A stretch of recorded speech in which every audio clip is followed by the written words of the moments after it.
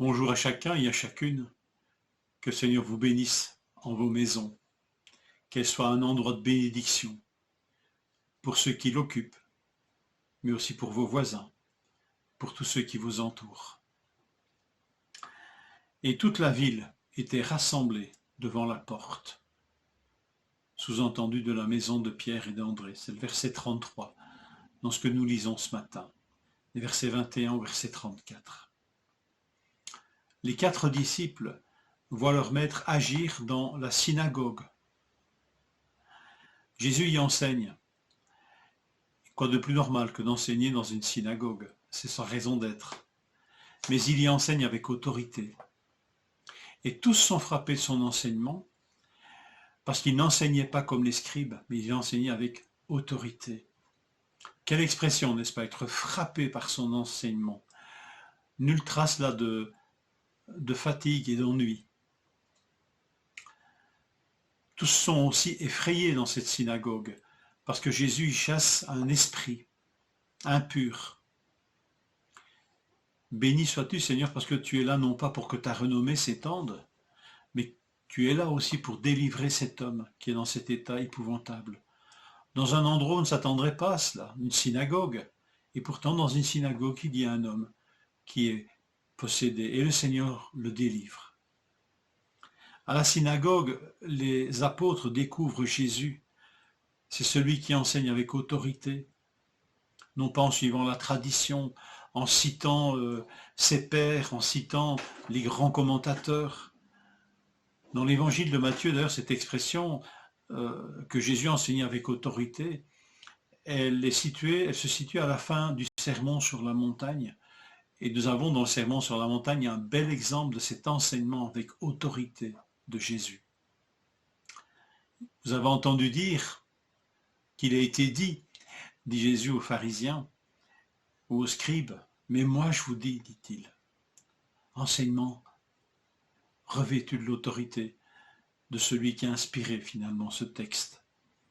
Jésus, Seigneur Jésus, enseigne-nous ta parole, toi qui as pleine autorité pour nous l'enseigner. Alors à la synagogue, les disciples ne découvrent pas simplement Jésus comme étant l'enseignant avec autorité, mais ils y découvrent aussi Jésus qui est le divin thérapeute, celui qui guérit et ici celui qui libère, qui délivre avec autorité. Jésus ne se contente pas de dire, mais il fait. Et les disciples, forts de cet enseignement, forts de ce qu'ils voient Jésus être, un enseignant, un thérapeute, celui qui délivre, les voilà qui sortent de la synagogue et nous pouvons leur emboîter le pas. Ils sortent de la synagogue et qu'est-ce qu'ils font? Ils se rendent à la maison de Pierre et d'André, de la synagogue à la maison. Et une leçon, une grande leçon qui est adressée aux disciples, très tôt dans leur formation, très très tôt, nous sommes tout au début de l'évangile de Marc, le Seigneur est le même à la synagogue et à la maison. Le Seigneur fait tout autant de choses à la synagogue qu'à la maison. Et ce n'est pour négliger aucun des deux endroits. Mais le Seigneur est là où il est invité. Et ici, le Seigneur est invité dans la maison d'André et de Pierre. Et ce qu'il a fait dans la synagogue, il le fait dans cette maison. La belle-mère de Pierre est couchée à cause d'une fièvre terrible et Jésus l'a guérie.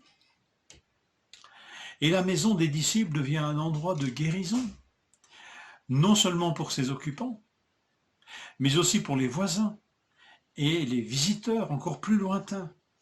Et toute la ville était rassemblée devant la porte. Que notre maison soit la sienne. Il n'y a pas de plus grande bénédiction pour nos murs et pour nos toits.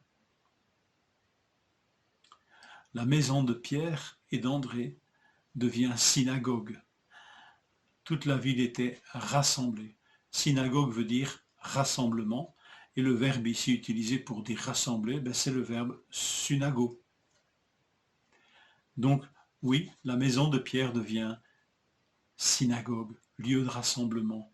de rassemblement de personnes qui cherchent la guérison, qui cherchent des réponses. Quelle bénédiction! Les disciples découvrent donc, je le répète, très tôt ce rôle que peut jouer leur maison dans l'œuvre de Christ, dans l'œuvre de Jésus. Dieu se rencontre à la synagogue, mais aussi à la maison. Que nos maisons soient ces endroits de bénédiction où le Seigneur est invité et est un hôte qui est invité à demeurer avec nous. Qu'il en soit ainsi. Je vous souhaite une bonne journée dans vos maisons remplies de sa présence.